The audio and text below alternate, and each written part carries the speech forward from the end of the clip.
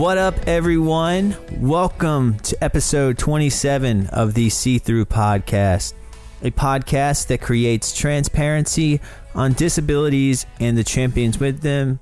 I'm your host, Lance Johnson, and I live, create, and podcast from Brooklyn, New York. Today, we are going to ride the retinitis pigmentosa wave a little further. As you all know, RP is a hot topic on this podcast, as it is the visual impairment that I was born with, and today's guest I can say the same thing about. My guests today consist of Michael Tubiak and Steve Johnson. They recently started a YouTube channel called The RP Show, where they are creating various episodes of helpful yet super humorous content centered around RP. And even though we are recent acquaintances, this episode was a lot of fun to record. I felt like I was hanging out with two longtime friends of mine. We definitely broed it up on this one. But with that said, we touched on some big topics that center around RP. I won't cover them all here because you'll just have to listen to the episode. But before I let you hear my conversation with Mike and Steve, I want you to follow or subscribe to the podcast on whichever platform you're listening on. And also make sure to follow the podcast on social media. The handle is at SeeThroughPod, and that covers Instagram, Twitter, and TikTok. It, however, does not cover the OnlyFans account, but you'll have to DM me for that link as it is private. All jokes aside, if you need a convenient place to find everything related to this podcast, just visit seethroughpod.com. And I think that's a solid intro. So here's my conversation with Mike and Steve from the RP Show.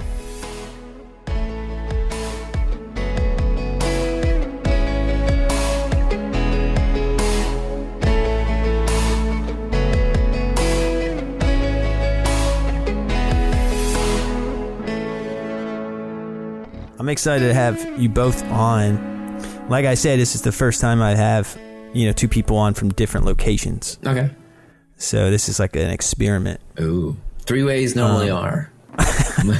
Well, let's get weird. How about that? Let's get weird in this three-way. But yeah, thanks for coming on. Mike, I've talked to you before. I've been on your podcast. Right. Yep. Steve, we were just chatting right before this recording started, and I'm excited to talk to you. Thank you very much, Al. And I'm excited to talk to both of you as a collective, as the host of the RP Show, which I think is awesome and I want to talk about today. But I think let's just start off if you guys could give an intro to yourself. I'll lead off age before beauty. So Steve can go ahead first. Okay, yeah. So I'll go first. So hi, Lance. I've been looking forward to speaking with you. Age before beauty, as Mike said. I'm 43 years of age. I was 43 like literally yesterday, 31st of March. Happy birthday. Thank you very much. So I live in the UK, in a small town called Warrington, which is in between Manchester and Liverpool, the northwest of the UK. I have X-linked RP. So mine is the one that's passed down from mother to son, but the mother doesn't exhibit any symptoms. So my mom is a carrier of the faulty gene, but she's not affected by it. So slightly different to you guys. I've been a cane user for about 10 years, and I currently work full time as a project manager in the telecommunications sector. That's pretty much it, really. Right on. Married, got two dogs. Big one, little one. A big dog and a little dog, yeah. Don't forget. Well, I am Tubiak maniac here, Mike Tubiak, and diagnosed at the age of 14. I don't know exactly what RP I have, but my mother has it, and she was diagnosed at the age of 32. So about 26 years now. I am married. Got married in 2009. I have an 8-year-old son who's awesome, and pretty much, been on disability. I left my job in 2015. So as we've said on the show, I'm a bum, and so here we are. And currently have tunnel vision, and just getting it done. Drama queen. I didn't know that you were on disability. Well, now you know. The secret's out. Since 2015? Well, actually, 2016. I left my job at the end. I stopped driving like for my birthday. That was December 21st, 2015. And I applied for disability, and I was on unemployment for like 6 months. And then just as my unemployment was about to run out, that's when my disability kicked in. So it worked out perfectly. And you also do the name of the class spinning. I do spin. Yeah, I teach spin 3 days a week. Spin at the YMCA here in Naugatuck. Yep. Yeah. The disability thing I'm like interested in because that hasn't really been a topic yet. How does that work? You apply for it, and then it's like you get like. Oh yeah, they want to know everything. It's a very detailed application, and they want to know every single detail, like. Why, like, how much can you do at home? Like how, and not so much like, every minute detail of how much you're able to actually be able to do, and they assume, oh, you're saying you're going blind, so they'll send you out for like to their specialists to make sure that you are not, in fact, just making something up, and which I obviously passed their tests. So, but yeah, normally it takes, it's, I mean, at a minimum, I would say I got lucky and it took 6 months, but I've heard longer. But so, I mean, I think it took my mom has it now, and it took her quite a while to get it. Yeah, it's a detail. It's insane. Like the application took me hours. So like to really go through all the questions and all this stuff. And is it similar to unemployment as like, say you got a job, would you keep getting disability, or would would you get it on? They take I think I'm allowed to make a certain amount of money, and every amount that I make, they take a percentage, like, so 2 for 1. So for every X amount of dollars over, they take this much out of my, they take half, like a little bit up from my, disability. Okay. Yeah, I was just curious, man. No problem. And my son, if you do have a child, your child can collect half of what you make. And that's going directly to your child, not you. Actually, no. Yeah, it goes. It still goes to him. It goes to the family. But yeah, so essentially, yes. It goes in the piggy bank. But like, we all, he goes. Yeah, it goes. He supports the family just as much as me. But yeah, so basically, essentially, like if I were making say $1,000. He'd collect 5, so we'd get, between both of us, it'd be like 1,500. That's cool.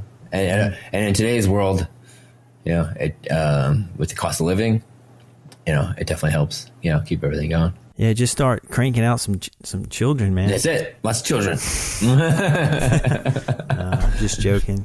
And Steve, you're still working. Yep, I work full time. I won't. He's weird. Weird.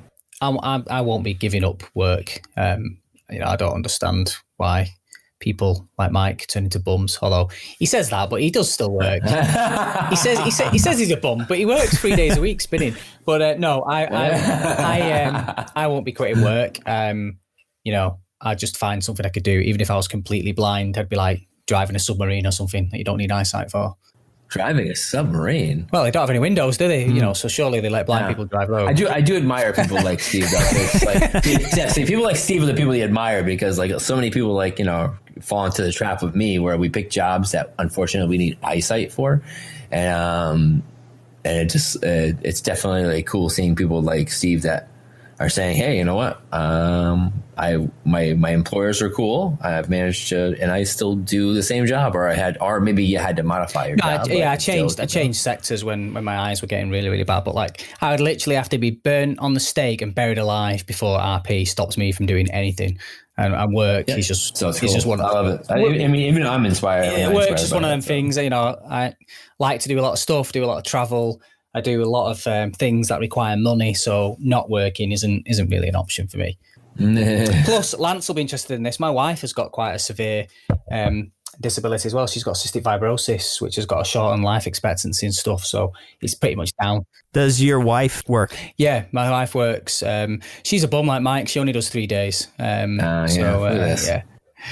no, she works. What a loser. Yeah, no, she. Do you know what? It's quite interesting because she used to only work 2 days a week due to ill health, but since the pandemic and working from home, she's progressively increased her hours of work. She now works 4 days a week, which she can do because she's at home in the house. So it's really good. That's been a big positive of the pandemic. She has cystic fibrosis. Yeah, that's interesting. My wife is, and Mike, your wife, they're both sighted, and it's kind of an interesting kind of mental thing, where it's like, mixing and mingling with, sight and disability. And so, yeah, Steve, that's interesting that your wife has a disability too. I'm sure you guys can relate pretty easily to one another. Yeah, she has something you can't see.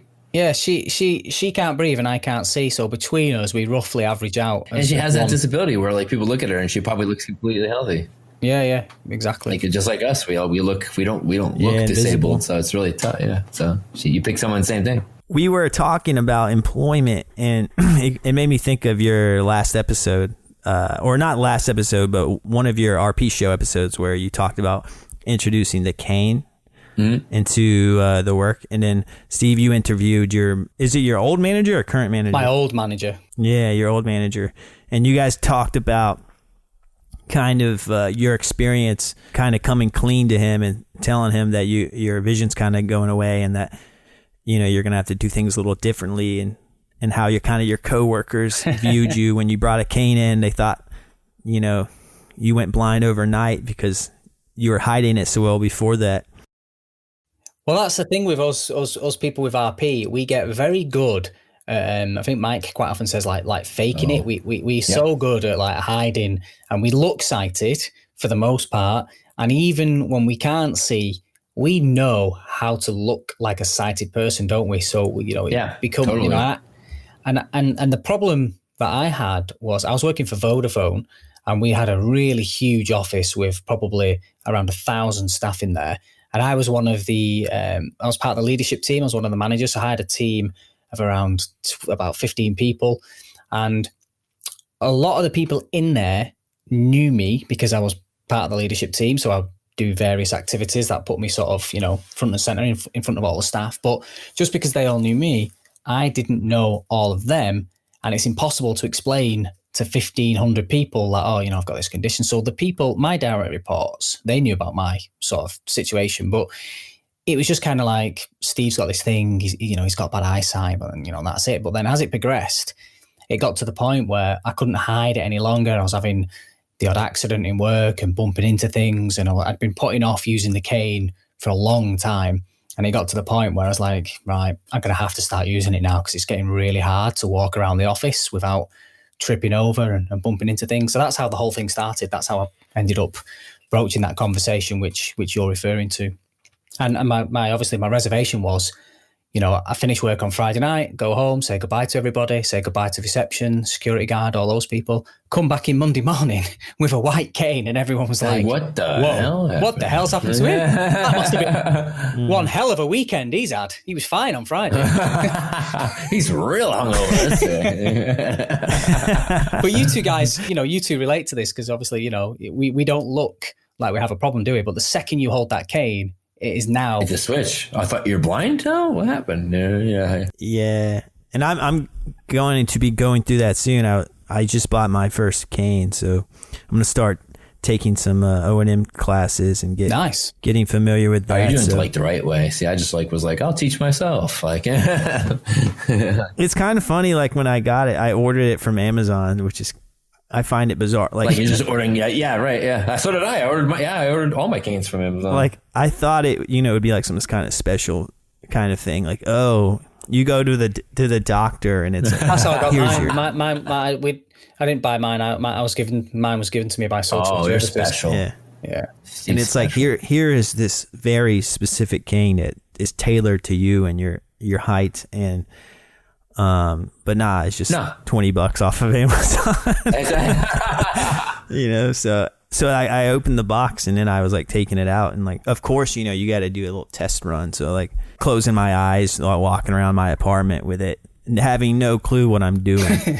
But just swipe it around really fast. There you go. Yeah. And I'm like, okay. And even though I don't know really what I'm doing, I kind of already get a feel that it's helpful. Oh no! Yeah. I was like, oh yeah, I agree with that. I mean, it'll save you from walking into those things, even if you don't know what you're doing. Like I can feel where my coffee table is, and So yeah, I'm kind of looking forward to learning it because I don't know, I'm kind of fascinated by, I'm trying to think of it as just like learning like a new skill, like learning like a second language, or like just kind of like thinking of it like that, just this new thing I'm learning that is takes some skill to learn and some effort. So that's kind of how I'm trying to like frame it in my mind, and it's working for me. But it works. Yeah. So you mentioned you just bought a cane and then you were just going with it. You didn't take any training. Nope. I literally was like, I knew a route, like I said, where I could walk into the YMCA, and I knew it was a good good opportunity to like just because I knew how to get there without a cane. But I feel like it was a good time to just like, okay, I can do this and see how it goes. And you know what, that cane saved me from walking into a few things, and that's with like no training. So yeah. I've very much always been that way, though. I've always been very independent of myself, and just I wanted to fly away. I think that's a good way to be. Sometimes. What about you? What about you, Steve? So mine was through our sort of welfare or social care services in the UK. When my eyes had gone from various checkups at the hospital and stuff, and they said to me like, your eyes are really bad now. How are you not surviving without a cane? And I kind of knew that I should be using a cane, but I'd just been like struggling away. I'd just be super careful whenever I was walking. I'd be scanning, and I'd always be holding on to my wife and stuff. And then, so they sent somebody round to do it slightly differently in the UK. They sent a guy from social services, and he did like an assessment of the house to look at the furniture and put the little orange dots on certain things. And then they gave me the cane, and they wanted to take me out doing cane training in my neighborhood, which I didn't know they were going to do that on the day. And I was absolutely mortified. And at the time, like, I felt like I could see far too well to be using a cane. I just didn't feel like it. And we went out. It was a beautiful sunny day. I could see perfectly well.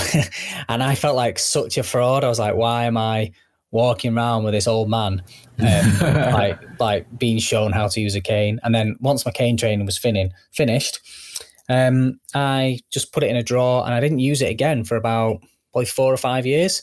And then I had a life-changing moment, which was I was in New York, actually, where you are, Lance, on holiday. And we were in the hotel at breakfast, and I walked into a woman, and I threw scalding hot coffee like all over this woman. Yes. And I thought to myself, like, I mean, if I'd have had my cane, even though I could still see well enough to walk back to my table myself, it hadn't ever occurred to me that, it's not just about me and the fact that I can physically make the journey from that table to that table carrying the cup. But what about the variables? What about kids running past? What about a woman walking into me? Yeah, and so after that accident, I thought, right. So I got myself a different cane. I got one of the, what they call, Mike, the identification. That's it, the identification cane. So I just started to use that, because then at least I was just signaling to other people, hey, I've got a visual impediment. You might want to give me a wipeout, just so I don't like windmill into someone's. What's the difference between an identification cane and other canes? They're a lot shorter. Really thin. They don't quite reach the ground. It's more of a visual signal. And there's no ball. There's no like actual like. Okay. Just a tip. Like just a tip on it. You can't really use it for finding your way. They're good for in bars and nightclubs because you can feel furniture, but they don't go all the way to the ground, so you can't feel if there's any steps or anything. But that's what I used for years. I just had that in my pocket, and certain places, populated areas, so I just whip it out, so to speak. Yeah, that reminds me of you running into the lady and spilling coffee in her. Reminds me of a story I shared with Mike on his Living with Free with RP podcast. The picnic one? Yeah, when I was walking in the park, and people were like set up on blankets having a picnic, and this was middle of summer, middle of the pandemic too, just to add another layer on it. And everyone's trying to be social distancing, and I'm walking to the bathroom, and again, I'm not using a cane. I think it's bright and sunny day. I'm like, oh, this is a piece of cake. boom, You were next thing I know, I'm on the ground and I'm looking at 3 people on a blanket and they look at me like, I just didn't see them and I fell right on them and like literally fell in their like couple dudes' laps, and they were just like, so embarrassing. Like, hi. They were like, what? They were like, what is your problem? They thought I was like high on drugs or just high or like just who knows what they thought. And then I just said really fast. I was like, oh, I'm sorry, I'm visually impaired. But like, how are they going to know that? Like, I don't have a cane, so it's just my word without saying that. it. You're just some Well, and probably in their mind, they're like, well, why are you walking without a cane or by yourself? Yeah, I'm sorry, visually impaired. It's like, yeah, but why aren't you walking around with this? It's like we said on the RB show on the episode you're referring to, Lance. It's like, what, you can't unring that bell, can you? Once you've had the accident, you've fallen over somebody. It's difficult to explain if you haven't got a cane. Yeah, and that's kind of what brought me to Amazon.com. It'd be easier for you to say that you were drunk at that point. And they'd be like, oh, okay. Yeah. I played that card a lot of times, like, too. I had too much to drink. And I'm like, oh, okay. It's kind of the nice side about it, like accidents like that if you're at a bar or something like that. Oh, no, yeah. That's sorry. Yeah, because then it's like, oh, he just had too much to drink. Like, yeah. Right. And I have moments looking back on it to where now that I'm getting older, when I was more confident in my vision and not really thinking that it was as bad as it was. I have moments where like, I would get kicked out of like a bar and I'm like 2 drinks in. So it's not because I'm too drunk, but I'm just walking slow to find a bathroom or something like that. Yeah. And then they think I'm like hammered and then I get escorted out and then I'm just confused. At the time I was confused. Yeah. And now looking back on it, I bet I looked way more intoxicated than I was, What my mom used to say about, she said that when she would drive and certain things would happen to her. And she's like, wait, just wait. Things will happen to you. And you're going to look back on it and go, oh, that wasn't just an accident. That was me. That was my vision getting worse. Like I go leave work. One time I left work, I pulled out of the parking lot and all of a sudden like, oh, there's a girl in front of my car. Like, why is there a girl in front of my car? And it's like, and for that moment, you don't, even though you have RP and all this stuff, for some odd reason, it just doesn't click in your brain that you're like, oh, that's because I'm losing peripheral vision. Oh, that's because there's a blind spot that I'm developing. Yeah. Like it just doesn't click for some odd reason, even though like I knew since I was 14 that I already have RP. I already knew what the journey was going to be like. It doesn't matter. Yeah, and you have moments too where like I feel like I forget. If I'm by myself for a long time, like working in my room and I haven't left my apartment for a few days, it happens sometimes, I just get in a groove and then I go out into the world and then it's like, oh yeah, it's like a snap. It's like, oh yeah, you can't see it that good. It's like you almost forget. Well, think about we all can relate to that. Those are the good RP days. Remember those good RP days? I'm not visually impaired, like it feels like I can drive right now. And then you have something happen. You're like, oh, I just walked into that corner of that wall. Okay, never mind. Those good days can turn bad very fast. Yeah. Oh, yeah. I remember. I'm sorry. I was going to say, I compare it to, do you remember seeing Robin Hood Men in Tights? Yeah. Remember? Yeah. What do you do? And he's like, I can see. And he runs into a tree. No, I can't. Like, yeah, that's pretty much it. Yeah, I'll have to go back and watch that, man. I used to watch that movie a lot as a kid. Oh, yeah. My favorite scene was when he pumped up his shoes and then. Oh, yeah. Yeah. But, we were talking about the RP show and that's a huge part of why I brought you both on at the same time, because like you guys host the RP show and this is something that you recently started up. It's a YouTube channel where you guys create kind of content centered around RP and kind of your takes on it. A lot of comedy in there, a lot of goofing off, but it's very useful and helpful at the same time. That's so like, can you guys talk about the RP show and like kind of where the idea came from? Who wants to lead off on this one? Yeah, okay. So we do center around RP. There is a bit of comedy, but I guess with Mike turning 40, and myself already being like 43, we were kind of, looking to create something that would be helpful, but at the same time funny. Were you going to say something else then, Mike? I was just going to say that I like Lance, I had both of you guys on my podcast, and when I had Steve on, and we just kind of had a connection. And then I remember during the summer last year, during the pandemic, I just had the idea. I was just like, oh my God, it'd be so cool if me and Steve did. Like, I just felt because we had that connection, we should do something together. We need to do something together. I'm like, what could we do? And I was like, and with Zoom and all that stuff happening, I was like, dude, we could totally do this. And I approached Steve and with the idea, and he just instantly was like, that's brilliant. Like, we need to do that. And but then it kind of slowed down. And then once January hit, we said, let's do this. Like we said, we said we'd do it after Christmas, didn't we? Once we were like, let's get this over. Yeah, let's get the holidays and like, let's do this. And like Steve said, we wanted to take the information that really we just kind of learned over the years, not knowing that maybe other people, we automatically assume that everybody knows the things that we know. Like you think automatically that like, oh, this isn't anything special that I'm doing. I'm just, this is what I do to get around this. But then you forget like that's not common stuff. That's not something that someone who just got diagnosed even thinks about.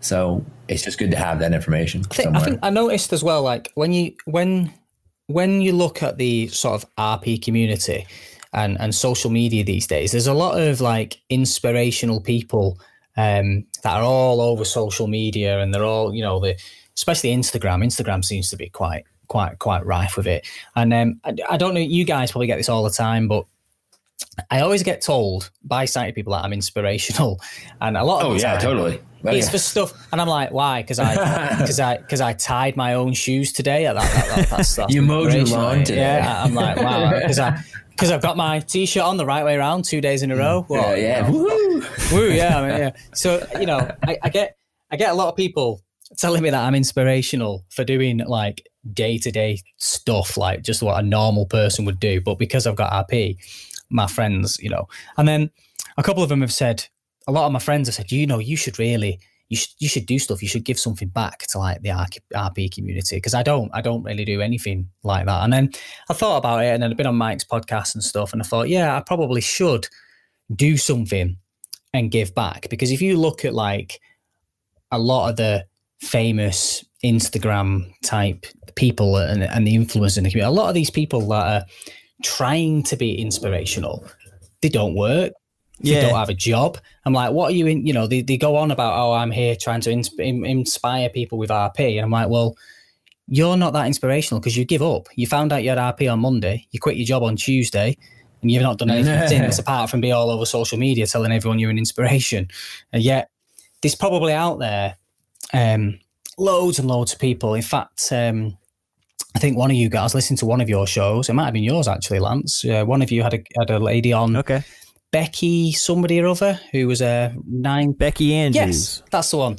She's a and Mike, I think you interviewed her too on yours. You both have, yeah. And I was like, now, she's set up companies, she's ran marathons, she's done all this stuff. Oh yeah, she's awesome. Yeah, but she's not like one of the people out there inspiring people, as in that's not her full-time job. Is not trying to inspire. Where there's other people that do jack shit, but go on social media and say, "Oh, I'm an inspirer. I'm inspo," and it's not just across the RP community. You've got that in all the disability factions that I follow. There's people out there that are just famous for being famous. They're not actually doing. So, with the RP show, I was thinking, well, he probably needs there's a gap in the market for two normal guys that work to varying different degrees that have RP, but just normal. We're not famous. We're not trying to be famous. We're just, doing quite well with RP.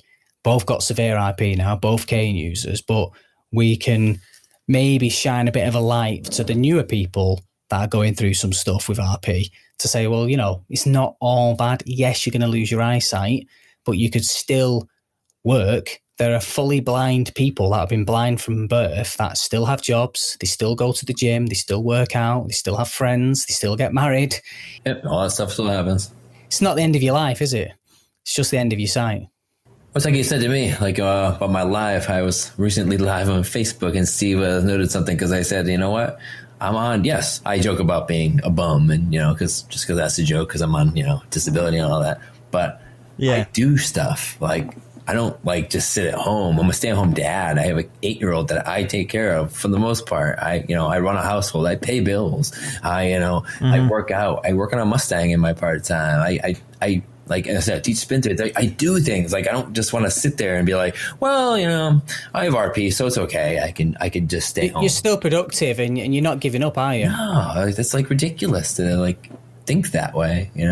Yeah, I noticed a trend like that. Like you were talking about Instagram, and there's a lot of people in the disability community, because I'm like new to this whole world. When I started this podcast, it was kind of my intro into this kind of networking with other people in the visually impaired community. And I didn't really know what to expect. And I found a lot of amazing people, and those are the people I tend to reach out to and get them on my podcast. But I also, find a few people that I like, whatever works for them, but just aren't the type of people that inspire me, but they don't seem to be self-aware enough to understand that.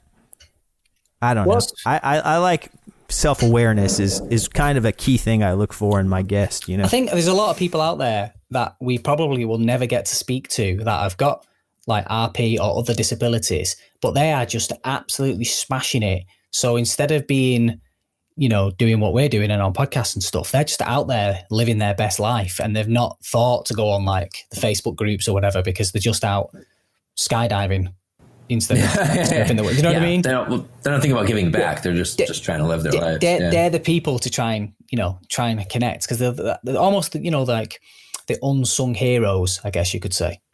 Mm-hmm. Yeah. No, yeah, I agree. And that's kind of why, I started this podcast, because similar to you, Steve, you weren't really that involved, and you were like, maybe I should be. And this is my way of being involved, like this is creating this podcast and having these discussions, I feel like is my contribution, instead of like, I don't know. I did recently get involved in Foundation Fighting Blindness, young professional group here in New York. There you go. That's how I got my way in. Same thing. I am trying to be more involved, because I've been having a lot of fun like meeting people. But yeah, it's like a whole new world out there, in terms of people to connect to. And going back to the RP show for a second, just not to plug it too much, but obviously Mike and I sat down and said, right, okay, we're going to do season 1, and we'll try and do 10 episodes, and let's tile out what we want to get across. So we thought, right, what are the big questions that people with RP are going to have? So the cane is a classic example. We were talking to you before we went live, Lance, around that first step of taking the cane. So that had to be one. And obviously, if you've seen those episodes, we had one where it was like, what does it feel like to use a cane for the first time? Then we had, I think it was episode 3, where we interview my employer around what's it like, going through it to work. And we just thought it would be cool to put a show together just to tackle some of those topics and some of those journeys and moments that people with RP are going to go through. We could go on forever, couldn't we? We could talk about what's it like getting married. You and Mike were talking about what's it like having kids and the in-law, and all that. So both of your podcasts, there's quite a lot of content there. And I wish, like when I was, I was in high school I started high school in 89, left high school in 94.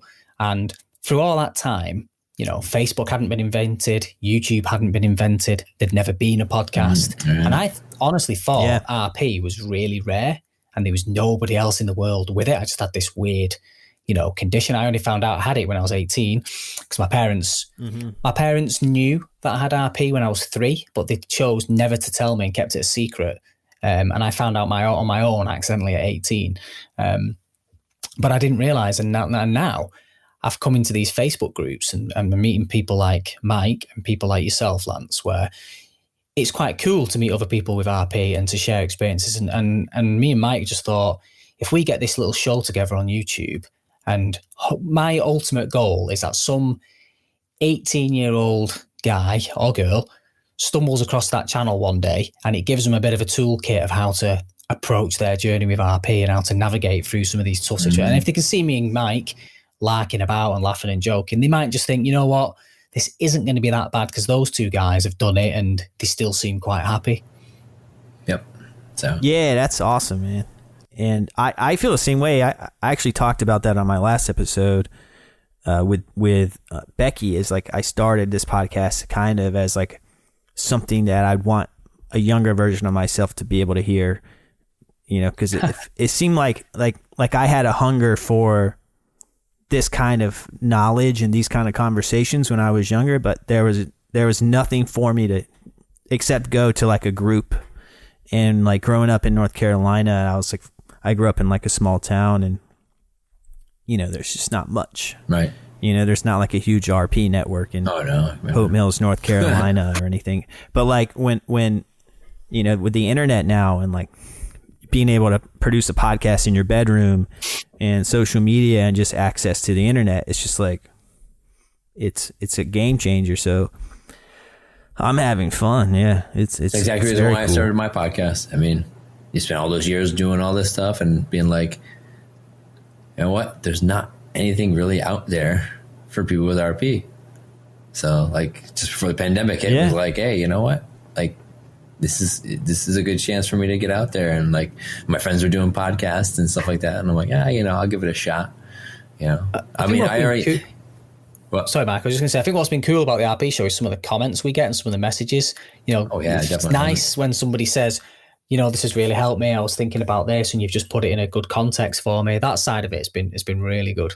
Oh, I love when we got the one where it was the girl was saying how her mom was always moving her stuff, and she was like, and the mom didn't get why she was getting so upset by it, and then by watching our episode, you know, the things that we hate the most, it was like a light bulb went off in her head, and she finally realized, oh, now I get why you're so mad. So I love that. I love like we just made a difference. Like we did something. Yeah, that's cool. But no, when you started, Lance, was awesome. You started the same way I did too. Like I was like, I remember 2014. I ran the New York City Marathon, and I wanted to. Just before the end of the 2013 marathon, I actually contacted the Foundation Find Blindness, and that's how I was able to run like that marathon, and I raised money for them and stuff like that. So that was kind of my way of really, really start making that shift, even though I was still driving at that point and all that stuff. But I really wanted to start to kind of give back, you know? Yeah, it feels good to give back. And it feels even better when people appreciate it, you know? Mm-hmm. So it's like, I think it's good as well to be trying, not trying to be famous, but to have like a positive role model, because like myself, I am not down and out by RP. I mean, I would rather not have it, but I've not been one of those. I mean, some people suffer with it really badly, don't they, you know, from an anxiety and psychological point of view. And I've been quite lucky in that I'm quite a strong person mentally. So RP hasn't stopped me doing anything. I didn't even start learning to ski until I was legally blind and using a cane. Now, that should have probably done that when I was sighted, but like, I think to set that sort of precedent and be a role model to somebody to say, look, you know, if you get people like us that are okay and in a good place with RP, that is really, really good, because there's the other side of the coin, you know, the other people that maybe haven't got a good support network, maybe not quite as strong mentally, and we're already going to be an anxious or nervous person just in general, and then to have something like RP just come and hit you out of nowhere, because it's a big life-changing event, isn't it? It's you know, it's proper difficult. See, now that's inspiring. See, now that when someone says to me, like, oh, like, you know, when you're out there when I'm running with Achilles or whatever, and I have my guides and I'm out there running, that's inspiring to me. That the thought that I could run by a kid who is visually impaired himself and goes, that's awesome. Look at that guy. He's doing this. Yeah. You know, that's inspiring. Not mowing my lawn, not doing all these like average things that like everyone's like, oh, you're so inspiring. No, that to me is inspiring. When I can go out there and I can do something that some kid's thinking he's never going to get a chance to do. Setting the right example, isn't it? That's it. Setting the right example. That's cool. Like having a YouTube channel is possibly not the example we're trying to set. We're not saying that everyone with RP should set up a YouTube channel, but what we are saying is it shouldn't define you in any way. RP it's just a condition. It's like any other disability. You know, you should. We're doing a visual channel for people who are going blind. What sense does that make? You know, right? We're like, you know what? Because then you realize something that, you know what, RP is such a broad spectrum. There's people like who just got diagnosed to, like me at 14. I had perfectly fine vision. You would never know I was visually impaired. I was never visually impaired. I wasn't visually impaired into my 30s. So those are the people we want to reach. We want to reach those people right there that are just starting out, and they're just like, what's going on? And we're like, dude, like, enjoy life. You're going to be okay. Our overarching message is like, you know, you can be anything or do anything, even if you've got RP. It just should not stop you or get in the way of anything. I got so frustrated by like one of the ones that I guess I had. I'm not frustrated, but I understood what the doctor was trying to tell her. But the doctor literally said, okay, you're going to quit college. You're going to quit your job. I want you to go back to school and learn a job that you can do with minimal eyesight. Like, it's like, why? Like, I don't believe somebody should just be able to straight up tell you, like, not to do something like that you want to do, or that you like. I say, do what you want to do while you can do it. And you know what? Cross that bridge when you get there. Like, that's it. Don't stop. Well, it looks like I can't do this. Let me pick something. You're like, no, like, don't listen to other people. Do what you want. Yeah, I think, you know, visually impaired people, disabled people, they're very adaptable, you know. Like the most adaptable people I know, and like resilient people are like resilient. That's a great word. Yeah, it's good. Yeah, I stole that from Becky Andrews because that's like her favorite word. And it's funny, ever since I've talked to her, I've been thinking about that word. I'm like, resilient. Yeah, it's a good word. I think you're on something there, Lance, because I think and some of the disabled people I know that don't have RP, but I think resilience, that's really resonated with me, because I think if you grow up with a physical disability, so you're in and out of hospital, you're taking medication, you're having operations, or then you have RP in your formative years, you do get hardened to certain things. And I think it can be a real advantage for when you get out in the big, wide world. I mean, I'm sure, you know, in my day-to-day life, I have quite a high, stressful job, demanding corporate environment, but I'm not fazed and I don't get stressed by some of the things that my sighted colleagues do. And maybe it just gives me that little bit of extra backbone and strength of character because of the challenges we've been through in life. And I see the same thing, you know, with people with cystic fibrosis. I know some really inspirational people. And one guy in particular who you should definitely get on your show, by the way, Lance, Josh Llewellyn-Jones is called. Yeah. He's got cystic fibrosis, same as my wife. He set up a charity. He broke the world record for the most amount of weight lifted in 24 hours. He lifted over 1 million kilograms in 24 hours. So bear in mind he's got cystic fibrosis. I think it's the same as 2 747s, Mike, that he lifted in 24 hours. I got it. We need the conversion to pounds. But again, like he said, you know, coming from that background, you build that resilience. So you've had operations, you've had challenges, you've got a life expectancy. You know, people with cystic fibrosis have a life expectancy of 32. So he grew up thinking, wow. I grew up thinking by the time I'm 30, I'm going to be blind. He grew up thinking by the time I'm 30, I'm going to be dead. So it just challenges your strength of mind. So I think you're right, Lance. I think people that face challenges in life do become resilient. Well, that's like I've been told by my friend Amy. I have a friend, Amy Guandolini. She's always like, she's like a big fan of mine, and she like loves me. And but I think it's funny because she's a breast cancer survivor, and I always hear, like, oh, you're a badass. You're so amazing. Then I go, you were literally told you could die. I'm just going blind. I'm just told I'm not going to be able to see. I go, you were literally told like I've just got bad eyesight.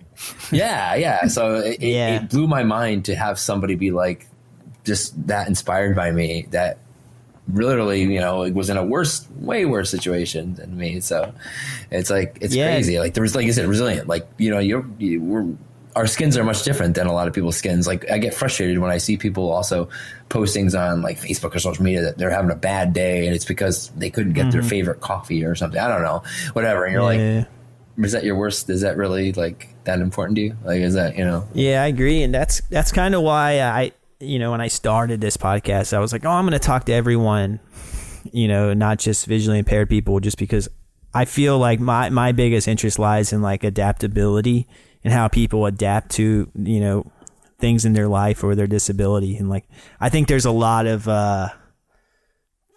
commonalities that more than people expect, like Steve, you're talking about, your wife with cystic fibrosis, you know the similarities, and the people like Mike, your friend with breast cancer. It's just like everyone has something going on, but it's just like the key is adapting. Yeah, it's funny. That's kind of when we started. We decided a friend of ours who also has cystic fibrosis passed away, and we were toying with the idea of going skiing. And when Denise passed away, we were like, you know what? Why are we even contemplating going skiing and worrying about Anna not being able to breathe and me not being able to see? Let's just do it. So we literally took up skiing like that year. We went and we had to adapt quite a lot because it was like, okay, I can't see. So Anna is going to have to learn how to ski. She's also going to have to learn at the same time, simultaneously, how to ski guide. And we're also going to have to be careful, with Anna's condition and her health and breathing and, all that sort of stuff. And we did it. We went ski. We just took the plunge, booked a skiing holiday. Off we went. And we come up with our own little system of guiding. We got motorcycle radios. That motorcyclists having the helmets.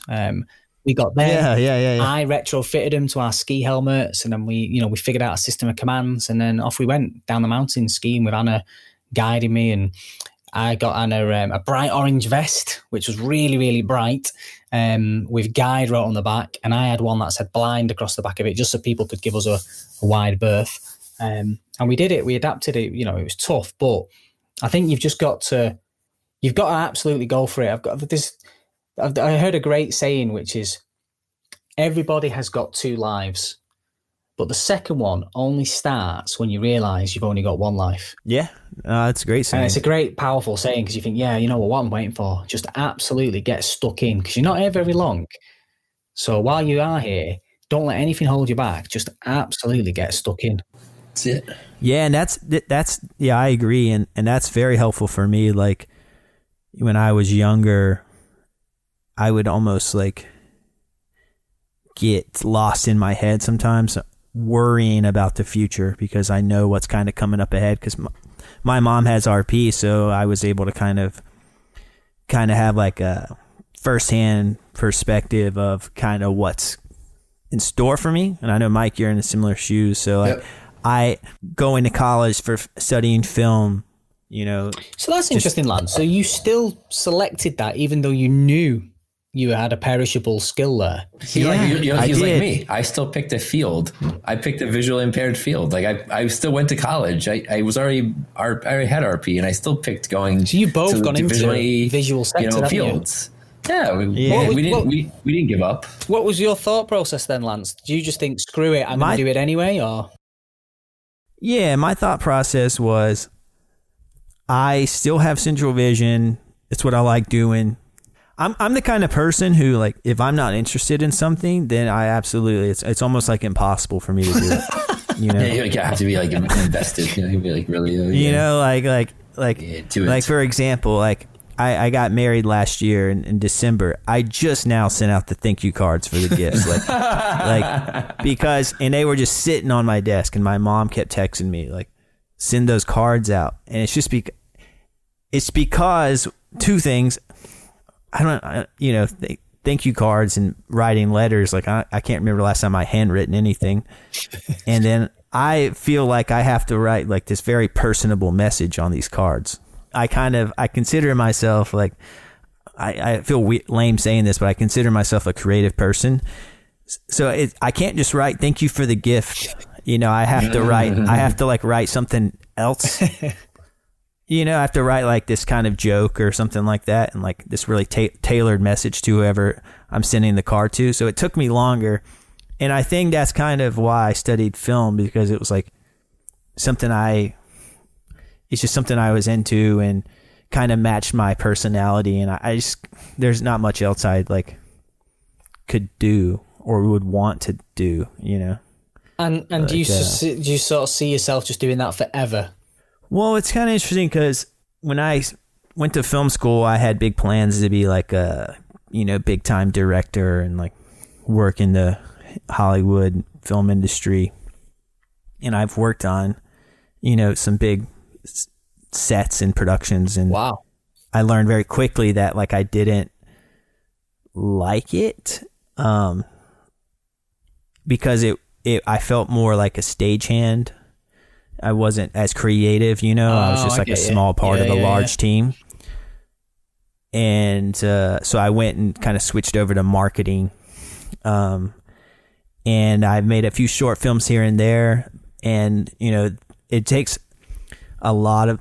The thing about filmmaking is it takes a lot of money and it takes a lot of time, you know. Oh, yeah. Like, for example, this podcast, I'm putting out an episode every week. And I'm putting out content on the weekly. You do a short film, you're dropping like 5 to 10K, and it's taking you a year to make one thing. You know, it's an indie film, so like you're not making any of that money back. Yeah. So it's kind of a grind. So like, I'm kind of at the point in my career where I'm looking into alternative creative paths, and that's kind of how another reason that I got into podcasting, because it's something I can do. You know, like this microphone, like my friend gave it to me for free, you know, like I'm just like trying to be as cost effective as possible. And like, what's kind of funny about it is I get more out of these podcast interviews than I do some out of like a year-long production. And it's kind of interesting. And I have an interest in documentary filmmaking, and because I like interviewing people and talking to people. And this is like essentially the same thing, except I get to do it weekly instead of once a year, you know? So I know that kind of I went off on a little tangent there. No, but it's interesting. It's interesting. No, Yeah, cool. It's funny how us three have RP and how you two specifically went down the visual career path, especially when you both knew you had it and you both have parents with it. It's maybe there's something in that. Maybe I don't know. Maybe all people with RP are creative. Who knows? It's just. I think with Lance, I think with like I can relate to Lance because I can say it's like when you have a family member with it and you see how well they do. I don't know if like I'm assuming your mom pretty much handled it pretty well as well. You just feel like, all right, like I'm gonna go do this because they handled like life pretty well, and so they didn't stop. My mom didn't stop really doing like things. She didn't stick to doing things that she couldn't do. Like my mom legitimately is almost blind, and she still comes over and she does my dog's nails. She still grooms my dog. My mom. That's how badass my mom is. She was a dog groomer, and she never stopped.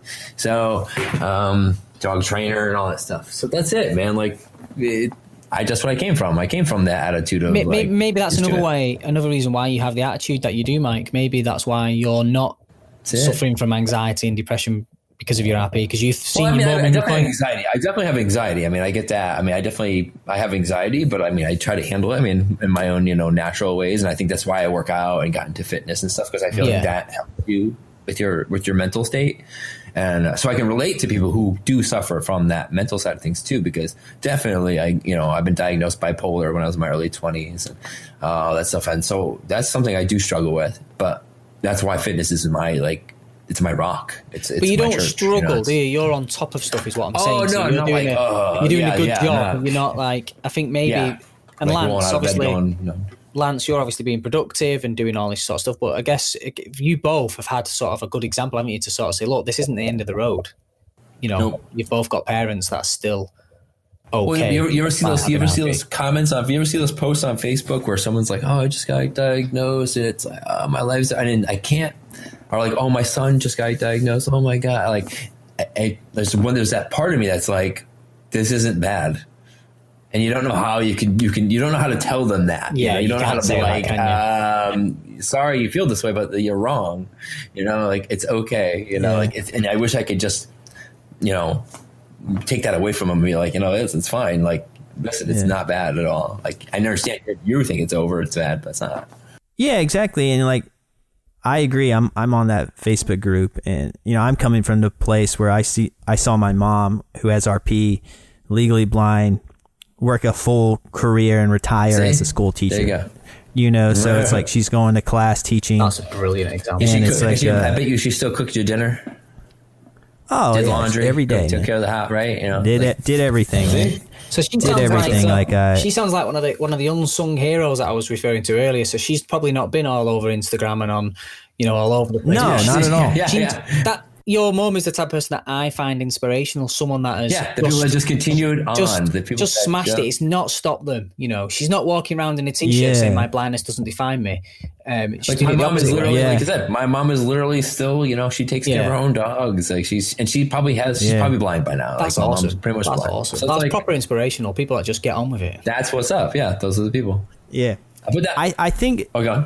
It's two things. Like, I think you're completely right to just kind of keep moving on and do your thing. But I do think that it is important to not keep it like pent up inside or try to hide it for your entire life. Oh, we're not saying that. It's a big difference. We're just saying embrace it. Yeah. You know, embrace it and then just move forward. There's nothing wrong. There's nothing wrong with struggling. I think, you know, not everyone is going to be just absolutely smashing it. I think, you know, there's nothing wrong with that. People shouldn't be ashamed of it. If they're not coping as well as Steve and Mike, you know, then that's not a bad thing. They don't have to be the same as us. And what I wouldn't want is like one of my friends said something around, you know how like if you get one blind person that does something amazing, you get compared to that one blind person. So like say some blind guy skis down a mountain at 90 mile an hour. Well, you can do it. Like, all your sighted friends suddenly say, oh, look, he's blind and he can do why this. Can't you do it? He can do that. It's like, Usain Bolt's sighted and he can run the 100 meters in 9 seconds, but you can't. So, you know, it's not, you can't, you know, if people are out there listening, if anyone listening to this is not in the same place as me and Mike and are struggling, then I would love to help those people. I'm not sort of coming at it from a point of view of they should all get off their asses and get a job. I'm just simply sort of thinking. We're just saying, don't stop. Don't give into it. Yeah. If you are struggling, then look for people that are not struggling and go and use them as your role models because they, you know, they were sure, you know, most people are willing to help, aren't they? Yeah, I agree. I think what you're saying is like, you don't have to advertise it, but you can, at the same time, you don't have to hide it either. You know? Yeah. No, you know, we're not wearing shirts that say, "Hey, I'm visually impaired." I'm not going to wear that shirt. I don't feel I need to wear that shirt just to make sure people are aware of, you know, what's going on here. Like, but at the same time, people need to be made aware. You know, it's interesting, man, and I feel like this episode's been awesome. Like we're covering like a lot. We've rambled on a lot, haven't we? Sorry, Lance. No, it's good. It's kind of how I like this format, and I like the conversational format. Oh, that's how I do it on my show. You know, that's how I do it, Lance. That's how exactly. I don't like it being so much like, I got some questions I like to go over, but I mean, for the most part, I like the whole, like, it's me and you at a bar and you're like, hey, I got RP. And I'm like, oh my God, I got RP too. And we're like, and then there you go. We were just saying that before you joined, Mike. I was saying I'd love to meet up with you and Lance, like in an actual bar, face to face, where we're not recording and just talk about, you know, RP moments, things that have happened, experiences. Yeah, totally. And like Lance's story about smashing into them people having a picnic story. We almost have so many of those, which like we would all find funny, but maybe other people wouldn't. You know, we've had some awkward moments. We've had some awkward moments, you know. Yeah. And Mike, you're talking about your podcast. It's called Living Free with RP because that's something you do outside of the RP show. Yes. And you have an impressive amount of episodes. Oh, thank you. I mean, I'm getting there. Was it just slow down now? I'm still waiting on more guests, and I'm probably going to change the format of the show because of taking on the RP show. So I might break it down to seasons and actually in between and make it in between doing the RP show. So when the RP show ends, that's what I'll be doing in the off season, probably doing my podcast and then taking it back up. And then once the RP show comes back, and then, you know, just way I'm not having to really I feel like I'm not be able to, you know, put enough effort into both. You know, I want to be able to really be able to focus on one or the other and make sure that everything is getting that full attention.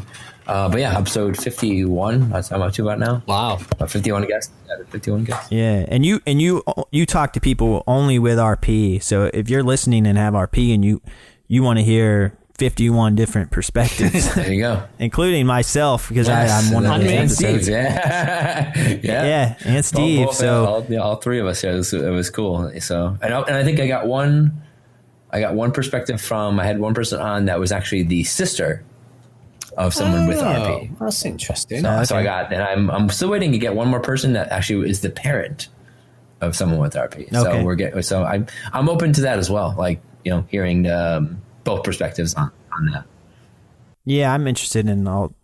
There is like a weird thing that like people don't maybe underestimate is like people who are friends or family members or like spouses or of partners of people with RP. And right. They have just through like affiliation have their own unique perspective. That's a really good shout, that actually, Lance, because, you know, like it's not easy to be the other person, is it? Because they get none of the credit and they do a lot of the work. Right. Yeah. No. Yeah. Totally. Yeah. You got to have those people in your corner. You got to have helpful people around and understanding people around. And that's, I would say, if I had to give like advice, that would probably be probably the most helpful advice is just find people that surround yourself with people who are cool about your disability or RP, you know. Absolutely. Step one. But it's an hour in. I know time flies when you're having fun. Yeah. But I tell all my guests, because this always happens every episode. It's like I get to around an hour and then it's like, oh, we didn't cover this. We didn't cover that.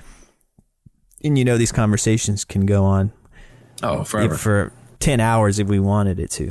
But I want to, before we close out, I wanted you guys to kind of lead people to where they can see the RP show and how to tune in there. Okay, so if you go to YouTube and you search for the RP show, you'll find our channel on there with all our current episodes. I think we're about to launch episode 6 on Monday. So definitely check that out. Some of them are funny, some of them are informative. Mike, do you want to cover the socials? Yes, we are on Instagram. It's the RP Show 2021. I believe it's just the RP Show on Facebook. So those are 2 avenues. You can find us there. Or you can email us. You can also email us. The RP Show 2021 at Gmail. Yeah. It's a great show. I highly recommend it to anyone listening. How many episodes have you watched, Lance? Have you watched them all or just the last couple? Or I watched them all. Excellent. Yeah, I watched them all. Sweet. Always nice to meet a fan. Yeah, right. Yeah. Yeah. I like I'm envious that you guys have like and made some like merch and like you have hats and shirts. Yeah, we're on top of it. We're on top of it. I gotta step up my game. I don't have any see-through stuff. We're cool now. We got embroidered hats. And another thing I normally do with my episodes is I close out the episode. I let each guest kind of give a shout out to like a organization that they want to put on people's radars. Do you guys have anything? I've got 2. I do. You go first, Mike. Oh, okay. All right. I would shout out my local here, or find an Achilles International in your area. Part of the Achilles International, the Connecticut chapter. They give you guides to help you, run, different kinds of, 5Ks, 10Ks, marathons, whatever you want to do. So if you're someone who's thinking like, hey, I can't, get outside, I can't do this, I can't do running events anymore. Well, guess what? Find your local Achilles, and hopefully there's one in your area, and they'll get you set up with a guide and get you out. That's awesome. I've got 2 I'd like to plug, if that's okay, Lance. So yeah, that's great. First one is I'm actually on the board of a charity called Directions for Men, and it's a men's mental health charity, predominantly just on Facebook. So it's not that international. However, if there are any men out there that are struggling, and it doesn't have to be eyesight related, it's just a general men's mental health charity that we've set up. So check us out, Directions for Men on Facebook. And the second one is the Cystic Fibrosis Warriors. That's a brilliant charity, and that's for children predominantly with cystic fibrosis, and it's headed up by a guy called Josh Llewellyn-Jones, who's a world record holder despite having cystic fibrosis. And that is really set up to inspire children with CF, to show them that anything is possible. And Josh just takes on ridiculous, insane challenges. Even though he has cystic fibrosis, he does these crazy endurance events and challenges, and he's met the Queen, he's got an OBE, he's got world records, all kinds of stuff. So that's a really good charity to check out for particularly any parents of children with CF should check them out. CF Warriors. Yeah, great. Nice. Organizations. I look forward to checking those out. And if those sound interesting to you, just click on the show description, and I'll provide links there for everything we talked about today. But, until next episode when I have you guys back on, because, we have to cover, this was too much fun for it to be a one-time thing. So, but I think that does it for today's episode. Cool. I really am thankful for your time. I know you guys are both busy. So thanks for that. And you're welcome, man. Yeah, anytime. It's been great chatting, Lance. It would be good to speak again, definitely. On or off the record. Right. Yeah, exactly. We're always down for that. Because I don't speak to many people with RP, so it is nice to chat to speak to people, especially like you guys on the other side of the world. It's quite interesting, quite fascinating. Mm. It is, Yep. yeah. And yeah, me and Mike aren't that far apart, actually. No, he's already been invited to the gym. Yeah, I know. Tubiak Maniac So how far apart are you guys? America's. What is it, 2.5 hours? Oh, is that it? I don't know. He's not that far. Yeah. I know Brooklyn's not there. Yeah, we're both in the northeast. Yeah, he can drive down here. He can come check out the place. That's pretty cool. That's good. But yeah, we'll continue this another time, and I'm sure we'll talk off the record too, for sure. But all right, guys, enjoy your weekend. Nice to speak to you both. Take care. Take care. Bye-bye. And there you have it, episode 27 of this See-Through podcast. And if you want to dig deeper into what Mike and Steve are doing, just click the show description. I provided some helpful links there. You'll definitely want to check out their show, The RP Show, as I think it's the perfect balance of being helpful yet humorous and down to earth. And again, if you haven't yet, give the podcast a follow on social media. The handle is at See-Through-Pod. And make sure to subscribe or follow to the podcast on whatever streaming platform you're listening on. And if you really loved this episode and you're a big fan of the podcast, do me a huge favor and rate or review my podcast on Apple Podcast, as that just helps me get more eyes on this thing. And if you have any questions or comments or suggestions for the podcast that you want me to personally know, feel free to DM me on social media, or you can reach me by email. The email address is theseethroughpodcast@gmail.com. But that's it for this episode. I have more episodes cooking up for you to be released soon. And until then, as I like to say, stay transparent.